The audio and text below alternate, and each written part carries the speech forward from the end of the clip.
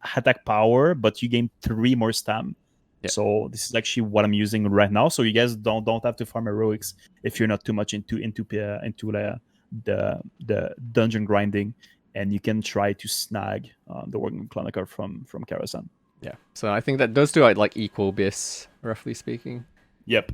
between the two. Then so back is an interesting one because how much hit are you aiming for your PvP set? So look, bare minimum, you guys want like 5%, right? But you're gonna see most hero go with like 7 to 8 because it's actually nice to have a little bit more hit. But I think that like somewhere like 7% hit is like actually like sweet spot, and 5% is like the bare minimum that you wanna have. Okay. But right now I'm currently rocking, let's see, with like Pre-bis gear, I am at 5.26, which again is the minimum one, but yeah, like 7 plus and 8 is definitely the like sweet spot with your phase 1 bis when you get all your glad gear and all bis PvP pieces. Yeah. So Like this right is now 5% is. This is something I asked Bobka as well because I got there's a few backs you can get actually. So you have this one which I think most people go for as bis because it's got a little bit of hit to help boost your PvP set hit rating.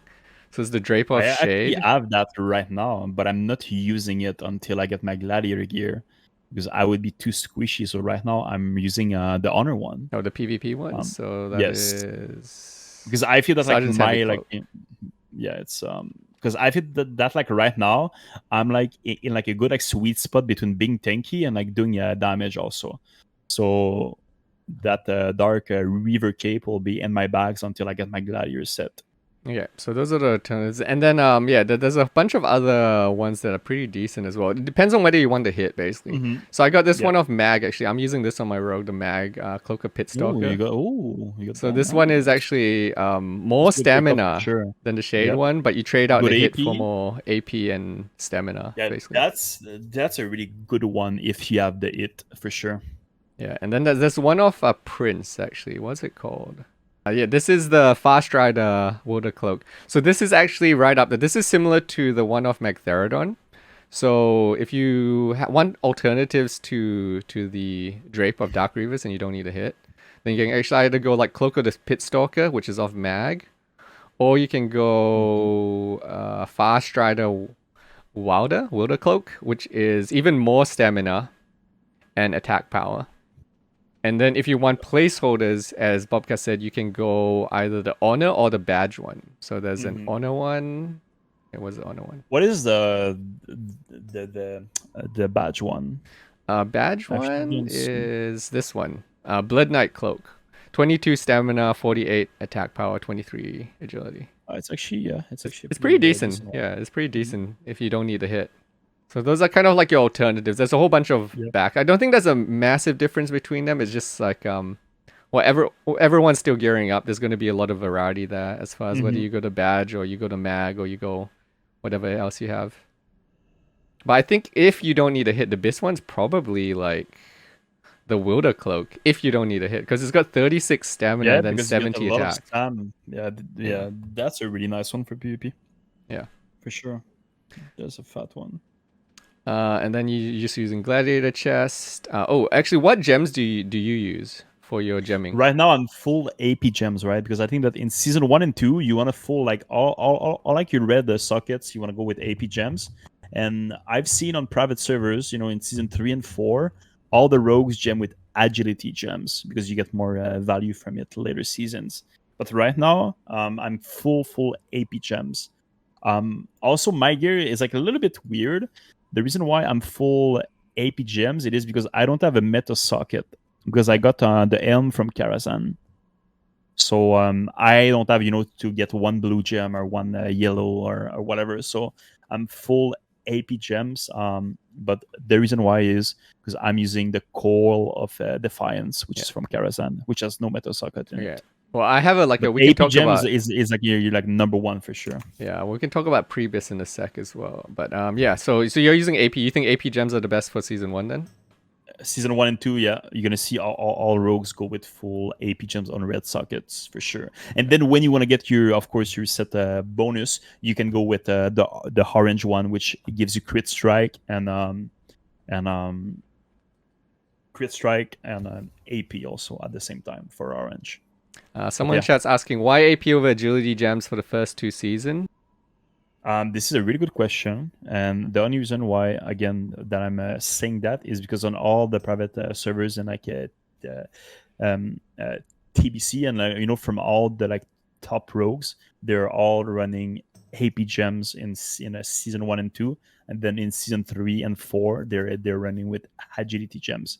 And the like perfect reason behind it, I'm like not like sure, but I think it is because you get more value from AP in lower seasons, and then in later seasons when like people are more when people have like more res and when they're more tanky, you get more value in PvP from agility. So I think that this is because the season 1 and 2 is so bursty that you want to get like the highest maximum burst. Okay. Yeah. So I think that this is like the general reasoning behind it. Yeah. But I'm like pretty sure people like did some sweaty math and spreadsheets and to come with this answer. But this is what most people do right now. Okay. And then did you get the honor braces yet? Because I know you went into the season with like 75k. Yeah, I did. I got the pants, the gloves, I got the bracers, I got the cloak, and I got the epic ring from the shards. But yeah, that's pretty much it. You didn't go belt? What I'm using right now. Yes, belt. Yeah. So okay, gloves, belt, pants, bracers, and cloak is what I went with honor right now. Okay. I'm rocking 170 res. Jesus. Yeah, it's a lot of res. Yeah, that's the honor advantage right there, guys. So Gladiator for your gloves, and then Skulkers would be your min-max. Yeah, Skulkers from Karazhan, but the thing is you're gonna fight against Hunters for those, right? So you might not add them week 1, but if not, you can go to Stream Vaults right now, and you can get the Midnight Leggings, which are super good also. But yeah. Yeah, so I mean, Midnights are decent placeholders for Skulkers. Midnights are pretty good replacement for the. And are you using the Master Threads for the plus stealth? I'm using the Master Threads. I think that all rogues should use this in like season 1. Yes, they're insanely good.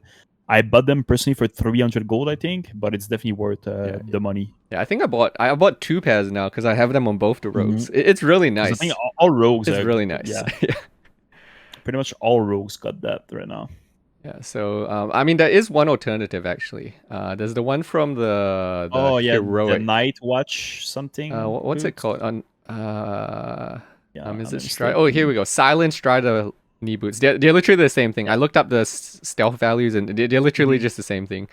So one is just buyable and one comes from a heroic. So if you want to save the gold and go do heroic instead, but honestly, the Master Threads are so cheap. Decent. Yeah, the Master Threads actually so cheap. A lot of stam and it's actually It's actually better, I think. The Silent Strider knee boots. I think that technically, if you don't need a hit, I think they're technically better. A good thing is that you get some hit, which is needed, I think, in Pre-bis because you don't have a lot of it from most pieces. But yeah, both are pretty good choice. Yeah, and both have the same stealth values. I did check, so those are pretty decent choices. And then for your rings, here's the kind of tricky one because.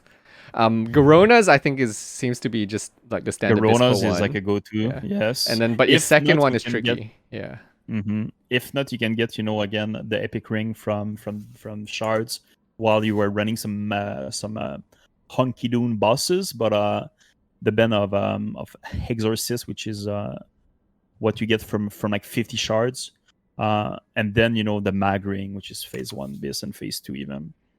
Mag ring is absolutely insane if you can get your hands on that. So what would be your first pick if you don't have the mag ring? Because mag ring. If I would not have the mag ring, and right now with the band, I would definitely go with the Garona Signet. I think it's called the one that. The Garona Signet. Okay, so you'd go Garona Signet, and then you go the one which is this one, the Band of Exorcists. Yes. Right? So this one is the one for 50 spirit shards that you exchange. 50 spirit shards because you get some hit rating, you get some decent AP, you get stam, and then you also get res. It's like a small boost to resilience. So it's like an easy pickup if you did some dungeon grinding. But I don't think it's worth to farm if you did not got your shard while leveling. I think there's like good options at level. So 70 with what would Karazhan. your option be then? Would you pick if you don't go banned? For your Right second one? now, I would maybe go with the Garona Signet and then the blue PvP ring, and get like a mix of both. Blue PvP. Let's see. Because you need to get like some like res at like some point, right? You cannot be like full PV gear. And I think that like the ring from Prince, you know, the ring of the 1,000 mark. I think that like hunters, it's like hunter bis.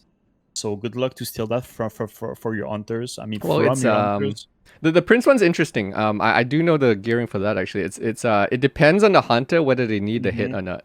If they want the hit, I believe they go for it. But if they don't, they actually want the Mag Therodon one instead. It just depends on whether they need hit or not. Okay, so this is the one that you're talking about, the blue Band of Triumph. Yeah, I mean, you want to get some resilience on like some slots, right? So I feel that, you know, rings, boots, cloaks, necks are super like personal to your current gear.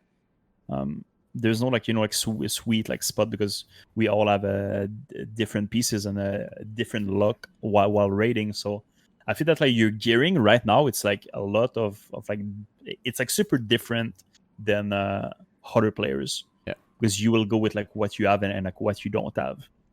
But I feel that like at least from like previous, you should definitely aim for 100. I mean, at least 150 resilience minimum, and try to go up in like the 200 range, and keep a good balance between PV and PvP piece. That's definitely the play right now. Okay, for your trinkets, do you think the Night's Eye is just you have to have it? This is a must to have at least on Horde. I feel that this is, you know, a Horde prio trinket. But this is, you know, this is a really good trinket. And I think that I told you that, but we did some testing on the classic TBC beta, and with and without that trinket. And you can actually see I mean, either the druid or the rogue in the hotter team, at least a good like 2 to 3 yards before with that trinket. I mean, he can actually see you 3 or like 4 yards before or after with that trinket. So that trinket is really good to get saps, and really good to not get sap or not get found by the enemy druid. Yeah, it actually makes a big difference. I mean, as we said, like and rogue and druid are the 2 most popular classes right now as well. So good value from that. If you're horde, it's insane value. You guys should definitely try to make it. I think it's pretty cheap to make anyway. But yeah, you need to have a Jewelcrafting as one of your profession for sure. This is not only barrier. And then obviously Medallion of the Horde for your other trinket slot.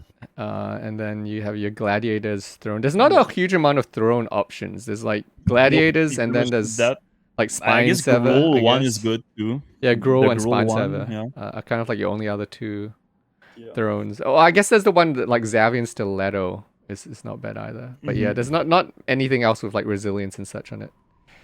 And then weapons, you know, like weapons, you have either Spy Blade or the Blacksmith Mace.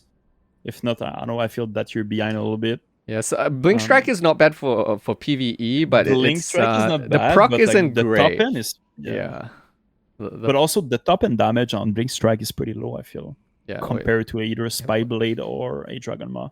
Yeah, it is quite a bit of a drop off. So the top end one on a Blink Strike is 147 to 275, but then like a Spike Blade is 165 to 308. So there's a decent difference there. And Dragon Maw is 320 top end. Yeah. So you get some fat crits with it. Yeah, so it's not a bad placeholder. It's still not a bad placeholder, nope. for sure. But yeah, for your Bis, you'd be looking at Spike Blade. Or like a Hope Ender, actually, is not bad.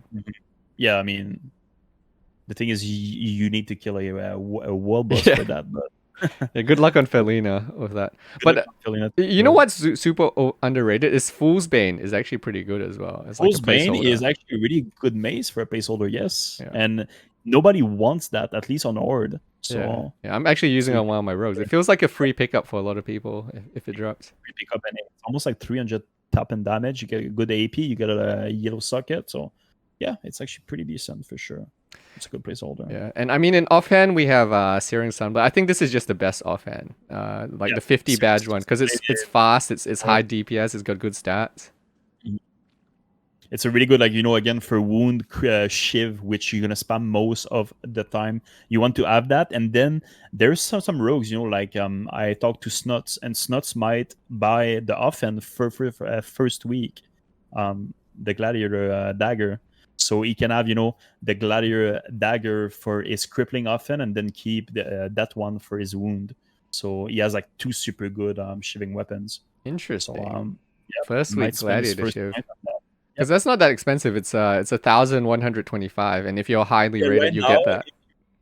200 plus in threes, you get it. So there's a few people that can buy it first week.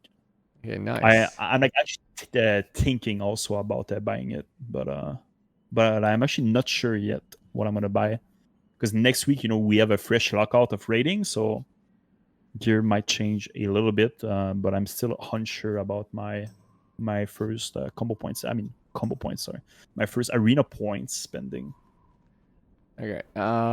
Let's talk about like okay. So I have Pre-bis. Pre-bis is kind of like there's this a billion options, so we're not really gonna go over every option because Personal, like this is very personal on what you get dropping, and I don't think you want to spend crazy amounts of time on the Pre-bis either. But I think one thing though that we can talk about at least is, if you guys can get it, get the 2-piece assassination, which are the best are shoulders and chest. The actual 2-set bonus is OP. It's OP. It actually makes a big difference on your openers. You get your poison proc faster, you get more damage. It's super, super, super good for Pre-bis. You guys should definitely try to farm that if you can. Yeah. So we got the 2-piece assassination. And I mean, it depends on what you get as well. Like your RNG, you don't necessarily have to have shoulders, chest. You can get like chest or something else. So yeah. And then if you wanted, there's if you have the honor, there's high warlord. If you want a meta gem for your helmet, and then a lot of people went gloves right away for the deadly throw interrupt. Gloves are our number 1 priority also. Yes. Yeah. And then as Bobka mentioned earlier, you have midnight leggings, which is a very solid pickup until you get skulkers. Actually lost that to a warrior. Sadly, I passed on it to a guilty warrior. Because I guess it's Bis for 3 warriors also. Yeah, I've seen a lot of warriors. Warriors are running around in a bunch of leather right now, actually. Warrior Prio all over again, like in Classic. Now in TBC, they want everything: leather, mail, plate, dagger, sword, fist, mace, whatever, dude. They're gonna take everything they can. Vindicators is not bad actually for your pre-bis weapon. It's not a bad placeholder.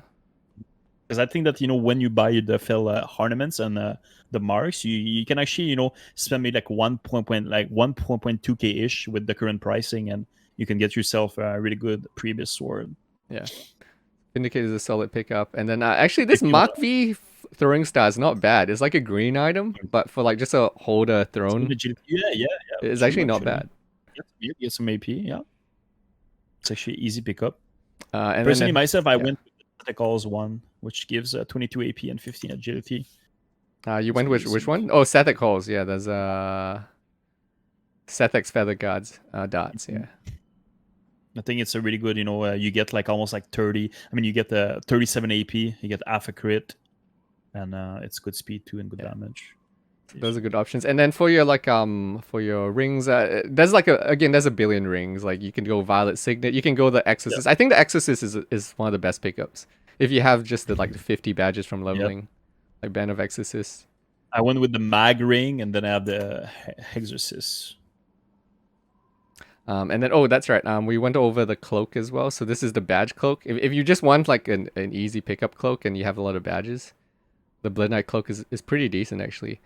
But now, what's your resilience with that old your setup? For my setup, that's the problem. Is I don't have much resilience. I gotta try to boost it, but that's because I don't have honor gear.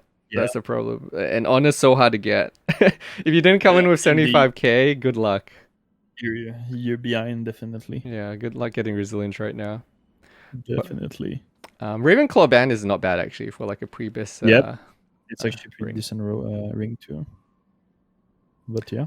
Okay. So I think that's a rough discussion of this. For your enchants, I feel like stealth is just a must-have. It feels so nice. It feels so nice. Stealth is actually so much value. Definitely, you want to have that. And then you want to get your C rep, which you should have anyway. You get your M enchant, and if you don't have a meta gem that can add minus speed to your headpiece, yeah, on boots you want to get boar speed, which is speed plus stun. And then in a perfect world you have your meta gem socket for AP and speed, and then you spend 500 gold on the sure-footed, or 1,000 gold, whatever. Yeah, whatever it is right now. Actually, there's a Exorcist leather helm, which is not bad as well. If you have spam, it's also pretty good. I think it's like 35 shards to get it or something like that. 18 actually, only 18 spirit shards. Cheap. Yeah, it's not a bad pickup if you want something for PvP. And then you can have your meta socket, and then you can just sure-footed on your boots, which is your definitely number one enchant. Then you get to spend 1,000 gold on all that stuff. Yeah, you get to spend 1,000 gold plus your dragon maw plus like a rogue is like so expensive to PvP with right now if you want to be full bis.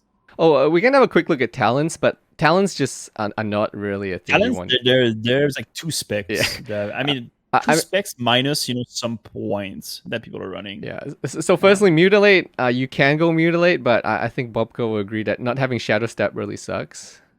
You can, but like, I mean, yeah, you're gonna like get like a pretty quick, you're gonna get like stuck at like high rating for sure, because you don't have any stealth talents, you don't have any shadow step, you have no. I mean, you're like pretty much a like 10-second burst rogue, which I think that good players can definitely, good healers or good enemy players can definitely counter that pretty easy, and then you have no mobility. So I think like one big thing about rogue in like TBC is that we have a lot of mobility. So mutilate is fun to play maybe, but I don't think like no one will achieve, at least in like season 1 and such, big ratings with it.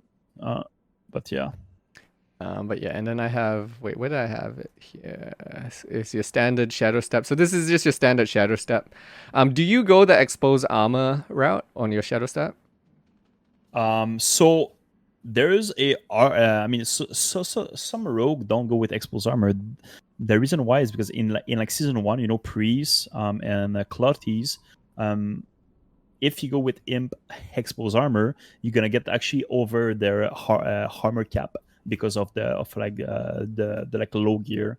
So in like season 1 and season 2, you technically don't need to run imp exposed armor, and you can go you can put those 2 points into lethality pretty much.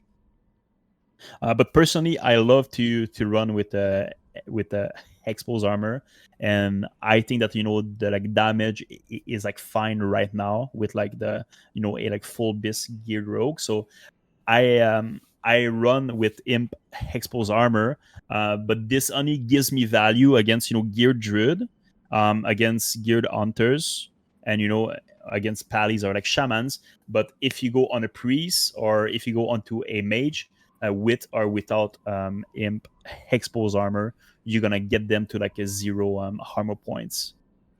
So yeah, so you're gonna see like 2 type of like a sub-spec, either with or without exposed armor. Okay. So that is like a personal choice. Yeah, and I think those are pretty much the only 2 specs I've seen anyone running. I haven't seen anyone really doing, because there's not much else where you would put your talent points really. Definitely, the most important thing is to get your poisons, your vile poisons, which decrease the chance of your poisons to be dispelled.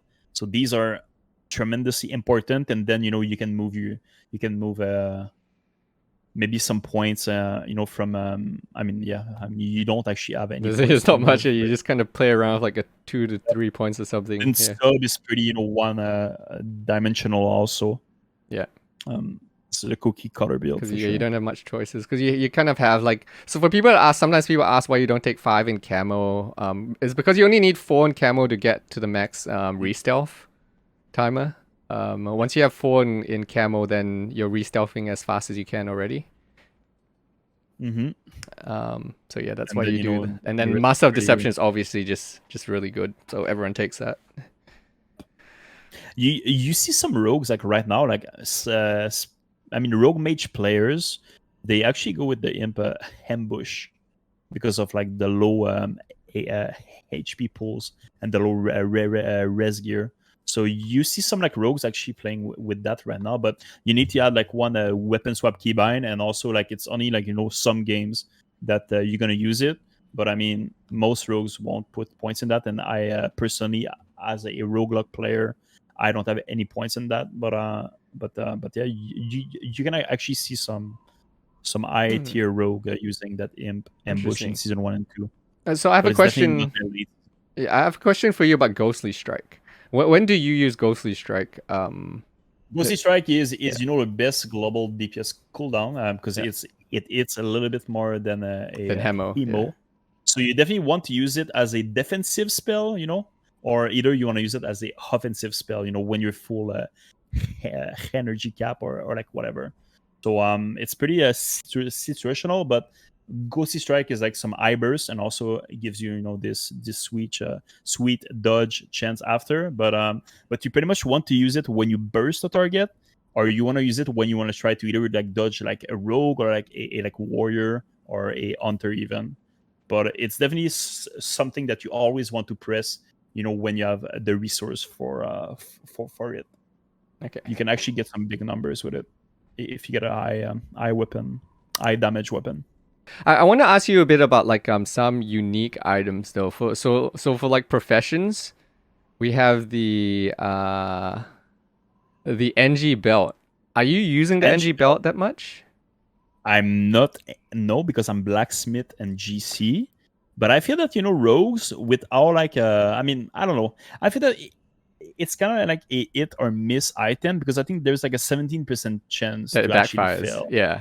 To backfire. And also I feel that blacksmith is so good and Jewelcrafting is so good right now for Horde that maybe this could be like a alliance like second profession item where they don't need to go GC for the Panther trinket.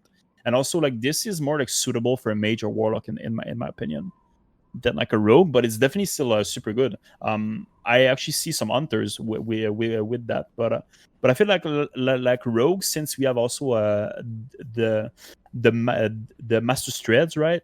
We don't really use the rocket boots. The rocket boots. So Yeah, that's the other you one I would was pretty gonna much ask only you. use like your old profession just for that belt.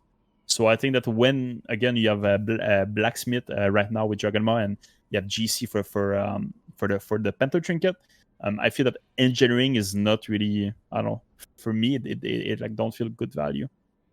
Have you seen the hypervision goggles though? I have seen them. I have tested them on the beta. I played with them. I feel that like this is it's a really good, but the thing is you lose a lot of like stats with it. Also, you lose your meta socket if I recall well. And it's like pretty much like a like opener like Yeah, it's like goggles. a cheese goggle thing. I feel that you do get some values, like especially in like twos.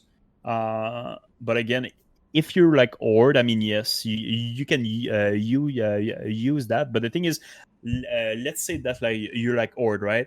Usually, you don't want to push into a high alliance team, right? Yeah. Because they're gonna have Perception. the Yeah. perception. So these, I mean, yes, you might use them a couple games, but I feel that it's not a really good value compared to blacksmith mace or GC trinket. It's like super situational. Yeah. But like these work pretty well though. You can get a lot of openers. Yeah, I've seen a few people cheese people hard with these. You just pop the goggles and find them. Or the matchup or like some long twos or like long threes. But it's especially good versus Ord, and then you get no value out of Alliance queues, almost. Have you used Night Watchman Helmet at all? I felt like this one is too niche. But it's... did you say you have? You haven't? Nope, I didn't. So these are actually plus 10 to stealth detect, which is... it counters out Knight's Eye and Master's Thread.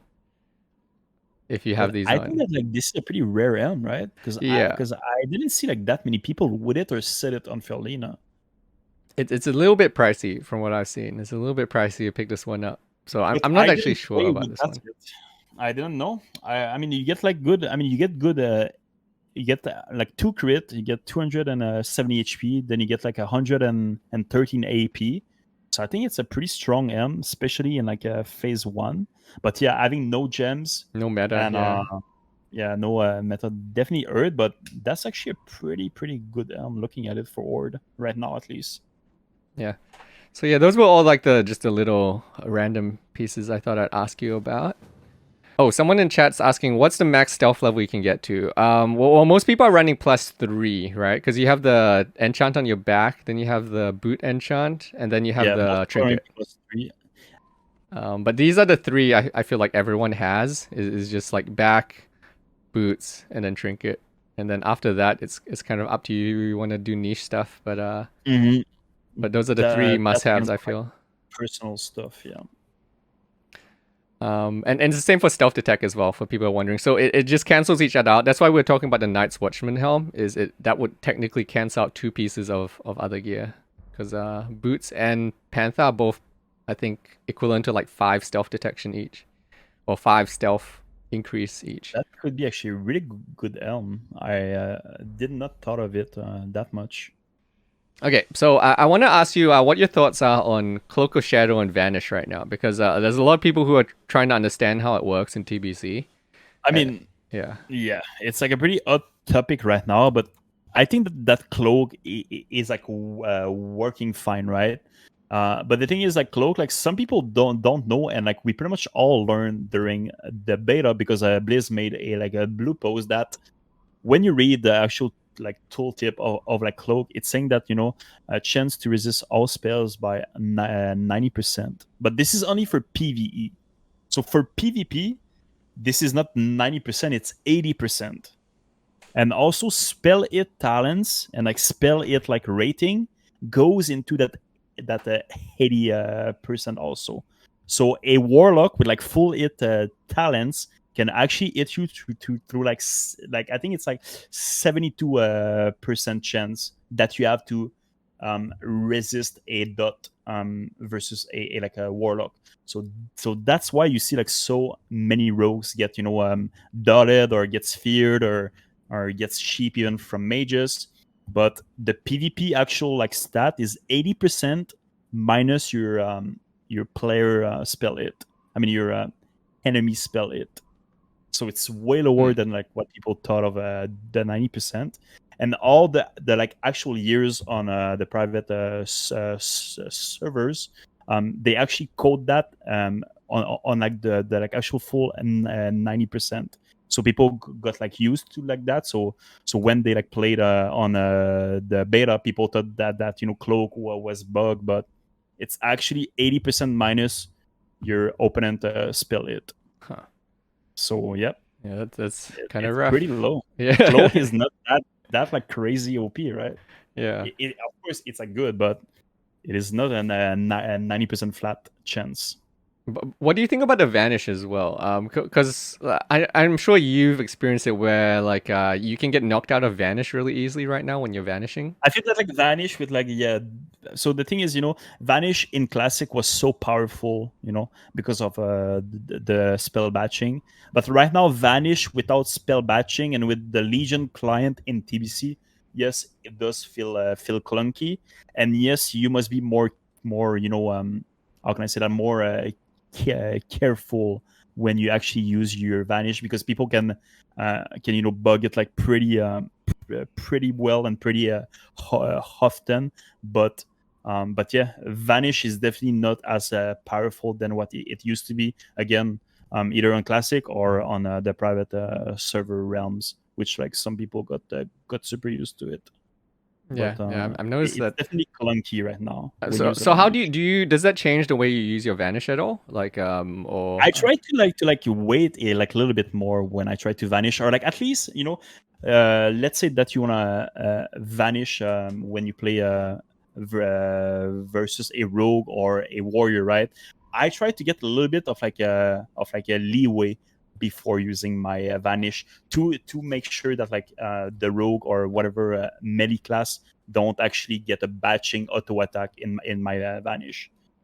So like try to be like more more, I don't know, try to get more distance with your target when you want to try to vanish something. I think it's like the most simple way to like use it better. But I personally don't have any problems with like vanish on like mages or on corals or like whatever, right? It's only melee DPS that sometimes they can clip a auto attack while you try to vanish. if you're like near them or if you're still in their range. Okay, nice. So just get a little bit more distance, and you should be fine with your vanish. All right, so now I have just a few questions. I want to talk to you about just some general arena stuff and just getting started in arena. So in the future episodes, we're going to cover more in-depth stuff like openers and like actual strategies and things like that. But there's some general stuff I want to check with you. So, I mean, the first thing is where do you get started in PvP? So if you're a complete beginner rogue, like you have no idea about anything PvP, where would you get them started off? Because I can tell them definitely not fives. Do not start in fives first, because that is a chaos. I think like twos. Yeah, twos is definitely more slow pace, like a little bit. Also like skirmishes games, right? The like non-rated twos. I think it's like a really good like way to like actually learn comms, learn classes, and learn their CD. But queuing skirms and I don't know, it's like, you know, games and games and games, and you know, learning what class does what, and learning how to play like rogue is like definitely, you know, just spamming games and get in like twos first, because it's like a little bit, you know, slower. I mean, it's a like super fast pace, but at least you just have to care about two targets, right? And when you go in like threes, you know, it's like one more player to you know, look for, and like to like try to like dodge, or like to try to kill. So definitely twos first. Go do some skirmish queue games, and just queue games and like queue games, and try to find a steady partner, a guy that you can play with each day. And yeah, I mean, there's no magic trick, right? You just want to find a good steady partner, and you play with him each day. You build some synergy with him, and yeah, you just keep playing and keep playing. But definitely twos is what I would recommend to start doing some arena, and getting used to your keybinds. Skirm twos, and then when you feel a little bit more comfortable, then you jump into threes, and then fives is like mostly a cluster. I don't know how to describe fives, man. But fives, I don't know. Fives is like super messy, and I don't know. You cannot see things. Like even, I mean, even the pros, like sometimes I was watching Snuts, and like I was watching you guys when you're doing fives, and it's like even the really top tier players can't monitor everything in fives. Everything is like messy, like your frames, your keybinds. You don't have enough keybinds to do fives. You don't have any. But fives is like super fun, and like fives, they should be, you know, a thing to maybe like try to get some save points. And then you can play with multiple people in twos and threes, and like you can change your comp in twos and threes. But like fives should be you know, because fives will give more points than your threes team or your twos team with the same rating. But yeah, I mean, again, to go back on the starting topic, just queue skirmishes, and try to find a steady partner, and try to find someone that is on like the actual same level that you are, and then you guys can both, you know, rise up, and you guys can both, you know, get better and climb on the actual same pace. But skirmishes, watch streams, and it's just games. You need to play hundreds and thousands of like games, and then you're gonna start, you know, game will like feel like super slow when you play like each day. Like games actually starts like to feel like super slow, and then you have more you know, I don't know, like it's like a weird feeling, right? But like games like start like to like super slow down, and then you're more you can have more vision on your teammate, and then you have more like ways to all play, and yeah, there's no special way to like get better just by spamming games. But twos is definitely the good bracket to start that. Yeah. So I pulled up just for people that wanted to see. This is like the. Wait, let me go back to our chat screen. So this is the points. These are the points per week that you can get if you're doing this. So this will be in the guide as well for people that want it. But I made a quick chart. So these are the points that you get every week depending on what rating you need. And I actually did the rough math for people that want to know. If you want full Bis PvP for season 1, so that would be like your 4 pieces of Gladiator, your range weapon, not including like main hand or offhand, because you can get by without either of those unless you're like a top tier PvPer. You need 7,375 season 1 points. And you can actually get that within 3 months at only 1850 rating. Like within 3 months at 1850 rating in 2s. So not even 5s, in just 2s, you'll be in full PvP Bis. And 3 months should be like the perfect, time for one season, right? I think. Yeah. So season 1 lasted 20 weeks the first time around they did it. So I don't know if they'll do it the same time frame, but it was 20 weeks. Yeah, the first time they had it in TBC. Holy. Yeah, so that's like 5 months basically, if they go the full distance. But yeah, so I think Blizzard said like 3 to 4 months, right? Right now for Classic at TBC for phase 1. Yeah, well, they haven't officially said anything, but most people are guessing about probably maybe 4 months, something like that. But it's all up in the air. But yeah, for the people that are worried about getting gear, yeah, you don't need much. 1850 isn't that like unrealistic for most people. You can get that with a bit of practice, even if you're new. Yes, for sure. Yeah, 1850. And I think that like rating will also be like, good. Now look, we have players in like the 2400s, and the 23 in like the actual first week, right? So we can assume that maybe in like 2 months or like at least maybe like 1 month from now, ratings will be maybe like 200 to 300 points higher than what they are like now. So like the bottom bracket will definitely like start pushing up to get like super doable for like normal players. You guys can get your weapon rating, your shoulder rating, and I think that like 1850 to 2K will be a like sweet spot that you guys can get with like a little bit of practice, for sure. Yeah, and the only question will be whether you can get the honor, but that'll be up to you to farm, guys, because it's a grind. I don't know if Blizzard's going to do something about the honor or whatever, but it's very slow right now. So if you actually wanted like a full set of honor gear, that I think it's 10, 20... It's like 40,000 honor I think you need. If you want the trinket, the belt, and the braces, I think it's about like 40,000 honor. And then you're going to need the marks as well. So that's a lot of farming. Like, I don't know how many hours that will be. Maybe 80 hours of BGs and PvP. So yeah, you said find a good arena partner. What are your tips to find a good arena partner? Because that's something that's troubling some rogues. That's like I feel that there's no like tip for it. I got like people that found actually really good people with like using chat, the using the world chat. Also, sometimes when you solo queue again into skirmishes, you can like find a guy that you guys do well, and then you win. And if they're on your server also, but beside like posting in like world chat, talking to your friends, it's actually really hard because there is no site right now where you can post, for like teams, or like you can post for players. I guess that there's maybe like a Discord somewhere for it, but at least not that I know of. Maybe like some people in chat know of a Discord to find partners. But I feel that like right now there's a lot of people that are struggling to find partners, and like if you're not like a streamer or people like that are like known into like the WoW world, it's actually really hard to find good partners. But yeah, maybe chat knows like a special place at Discord or something to find partners. Yeah, I feel like everything. So yeah, for more beginner players, I feel like you shouldn't worry too much about it. If you can find that like stability is the most important thing, as long as like that.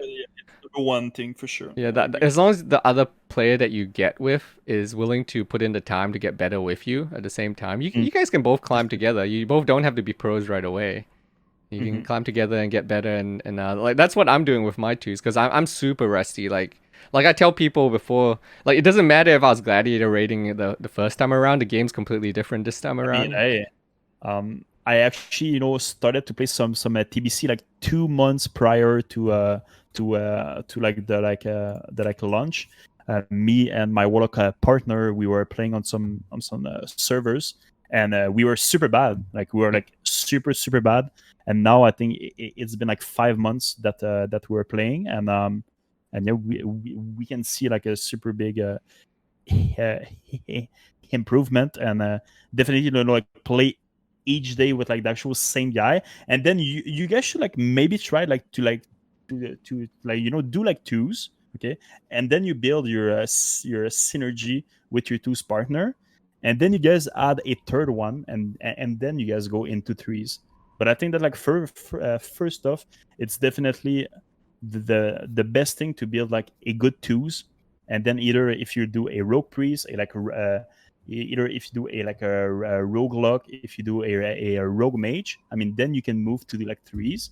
And look, for us, me and reality, we're a good rogue luck in like twos. So what we are doing is we found a priest player, and we run rogue luck priest in threes, and like we are doing super good, because me and like my warlock, we have a good synergy, and like we know when like to kill targets, we know when to peel for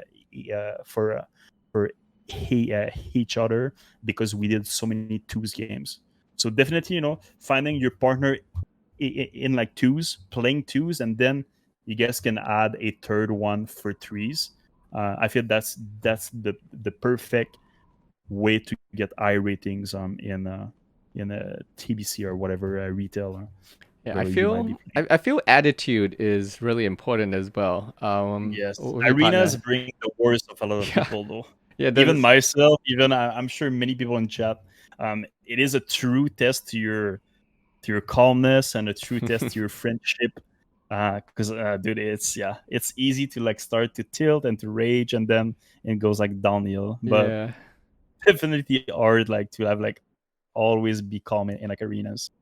Definitely, yeah. I mean, the tricky thing is you want to always make sure you're not becoming that teammate, because everyone's been in arena teams before with a person that no one wants to play with anymore, because like they just go hardcore rage mode and they start blaming everyone, and it's like really unproductive. It's really hard to play with those people, because how do you improve when someone's just raging all the time? Because last night we raged pretty hard in like threes. We actually think we were 22-40, and we lost like some like pretty bad games. And then we started, to not yell on Discord, but say like things. And we started to like tilt, and then we lost and lost and lost. And it's definitely like a down spiral effect when you start to rage with your team. So definitely trying to find like a guy that's calm, and you guys you guys need to be on the same temper, but yeah, just try to find a stable guy. And I think friends makes really good partners too, people that and like that you played with before. Yeah, for sure. Definitely important too. Well, I mean, so to wrap up some finisher questions, there's something I forgot to ask you before. What do you have on your main hand normally for poison? Do you go to instant, or do you do like a double crippling? Usually, you always go with wound on your main hand. Okay, so you always go wound. Wound is like the number one use poison, because it's like super good for your main hand, and it like does some damage also, right? But let's say that that you would do some war games against like a rogue mage team, where you definitely don't need to have wound poison.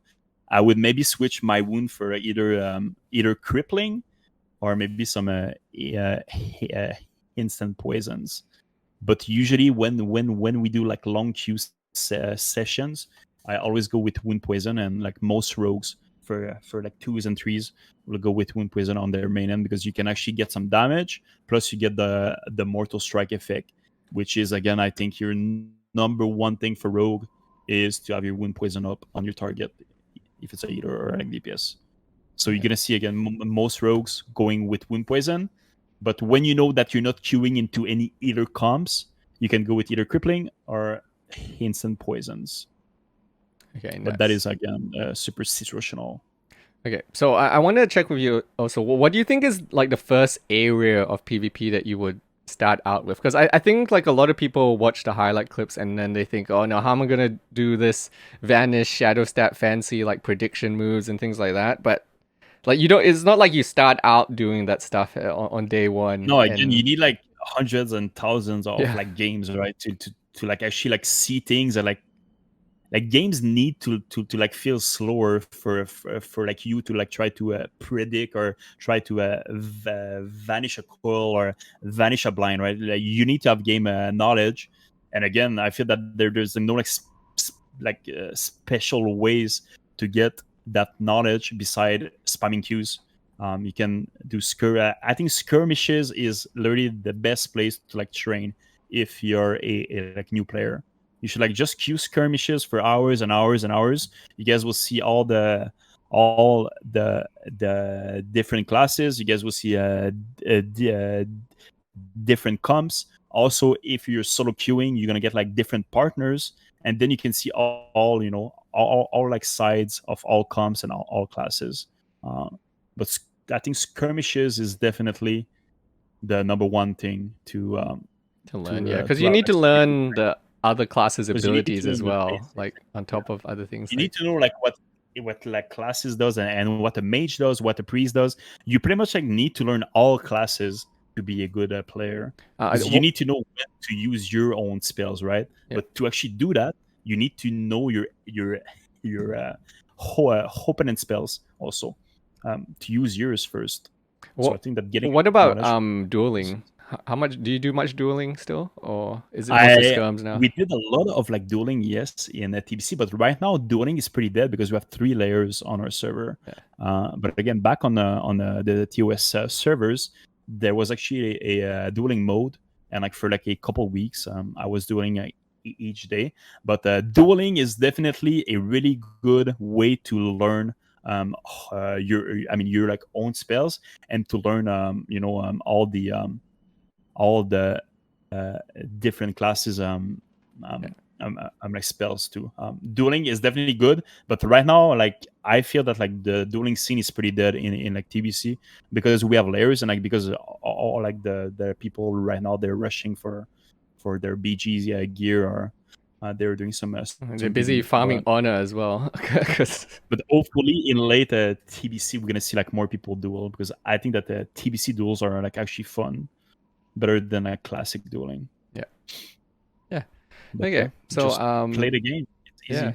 Yeah. Well, I feel like a lot of people get worried because they do arenas at the start and they feel like it's going too fast. They can't monitor everything, right? But like the more games you play, the more stuff slows down. Like I think you just focus on getting comfortable, and the game just slows down naturally as you get more and more comfortable. Yep, it will. I promise it will, because we all start like like bad. No one like start like super good, but the matter of like games that you actually play and will definitely pay out on the long term. Well, I think the main thing as well is that if you're trying to improve, you actually be thinking about what you're trying to improve rather than just blindly spamming games. It's good to focus on something, on improving something, whether you're thinking about like what openers you should use, how you should respond. As long as you're trying to improve game to game and not just blindly pressing random buttons, that will definitely speed up your improvement. And also like one quick thing, I think that like for like all the keybinds and like all the macros, people should add them, but slowly. Like don't fill your like old bars with like new binds and with new macros. And like you guys should like each week you guys should like add one or like 2 new macros. But definitely if like you try to like get all the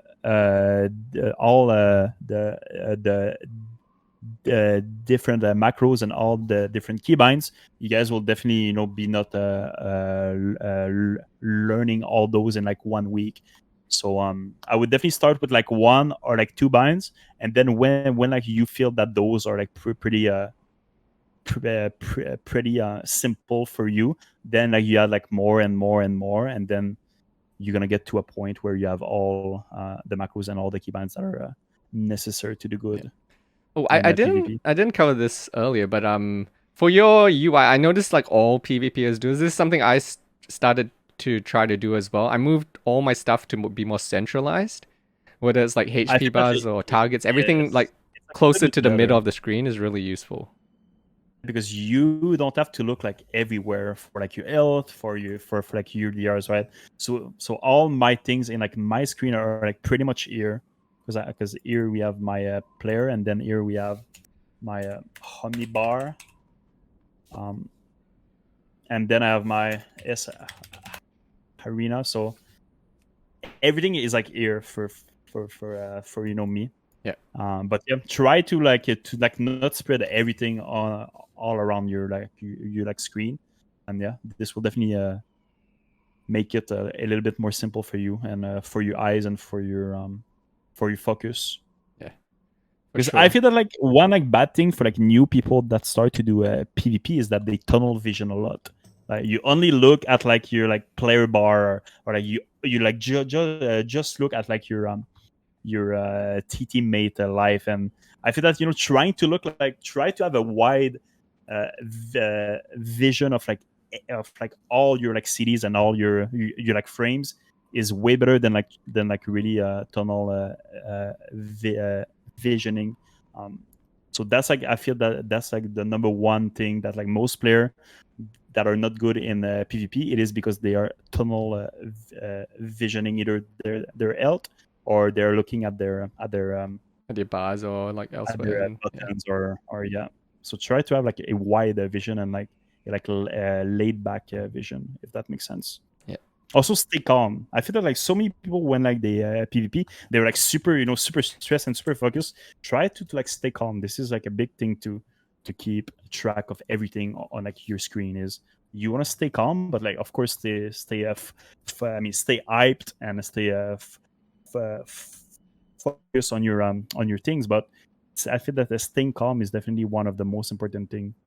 Yeah, and as well as that, I feel like for the rogues coming in from PvE as well, the rogues coming in from PvE, it's really easy for them to fall into that bad habit of just spamming their DPS buttons instead of like actually managing their energy and thinking through what they're doing. Because in PvE you can get away with just spamming your DPS buttons, and that's fine. Spam and then you get good DPS. But in PvP you actually have to be thinking about why you're doing these things, or like what abilities you're using, and sometimes you don't even want to use the energy. You want to save it and then like burst it at a certain point.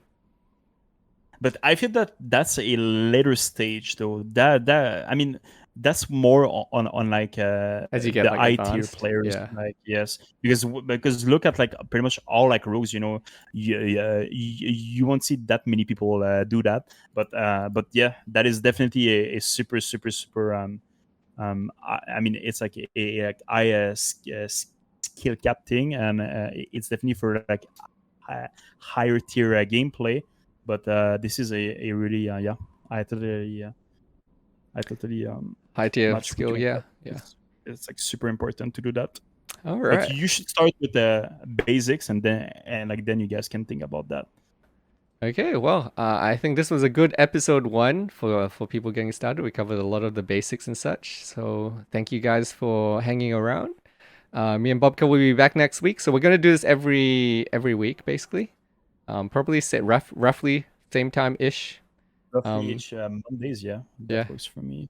And then so we'll stay in the Discord. If you guys are in the Discord, and you'll be able to see when we schedule the next ones and such. But I do record all of these, and I will summarize them into YouTube videos, and have a page with all Bobka's information and all the macros and all that stuff as well.